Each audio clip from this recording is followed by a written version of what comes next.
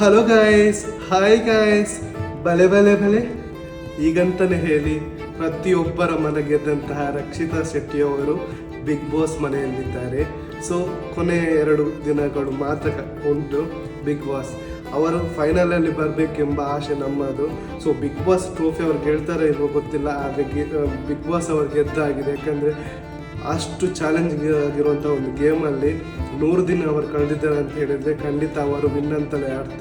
ಯಾಕಂದರೆ ತುಂಬ ಜನ ಆಟ ಆಡ್ತಿದ್ದಾರೆ. ಸೊ ಅವರಿಗೆ ಯಾರಿಗೂ ಪ್ರಾಬ್ಲಮ್ ಇಲ್ಲ. ಯಾಕಂದರೆ ಈ ಹುಡುಗಿ ನಮ್ಮ ತುಳುನಾಡಿನವರು, ಇವರಿಗೆ ಲ್ಯಾಂಗ್ವೇಜಿನ ಪ್ರಾಬ್ಲಮ್ ಇದೆ. ಆ ಲ್ಯಾಂಗ್ವೇಜನ್ನು ಇಟ್ಟುಕೊಂಡು ಒಂದು ಕಲಿಬೇಕೆಂಬ ಒಂದು ಹಂಬಲದಿಂದ ಅವರು ಕನ್ನಡ ಕಲಿತು ಇಷ್ಟು ಮುಂದಕ್ಕೆ ಬಂದಿದ್ದಾರೆ ಅಂದರೆ ಅವ್ರು ಗೆದ್ದ ಹಾಗೆಯೇ 100%. ಸೊ ಇನ್ನು 2 ದಿವಸ. ಸೊ ಟಾಪ್ 6ಅಲ್ಲಿದ್ದಾರೆ. ಸೊ ಟಾಪ್ 2ರಲ್ಲಿ ಖಂಡಿತ ಅವರು ಬರಬೇಕು. ನಮ್ಮ ಆಸೆ, ನಮ್ಮ ತುಳುನಾಡಿನವರು, ನಮ್ಮ ಕನ್ನಡದವರ ಆಸೆ ಏನಂದರೆ ಅವರು ಬಿಗ್ ಬಾಸ್ ಕಪ್ಪನ್ನು ಗೆಲ್ಲಬೇಕು. ಶ್ರುತಿಯ ನಂತರ ನೆಕ್ಸ್ಟ್ ಒಂದು big boss vote for Rakshita.